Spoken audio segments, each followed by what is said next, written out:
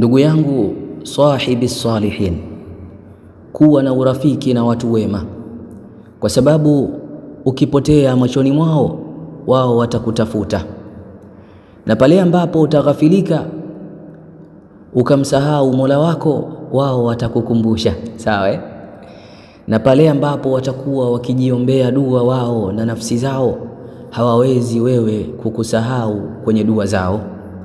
Hum kannujumi idha dhallat safinatuka fi bahri alhayati arshaduka, watu wema ni kama nyota ambazo safina la maisha yako ya dunia likipotea, zenyewe zitakuongoza, na kesho akhira watakuwa wakikungojea kwa Mwenyezi Mungu kukutetea na kukutoa motoni.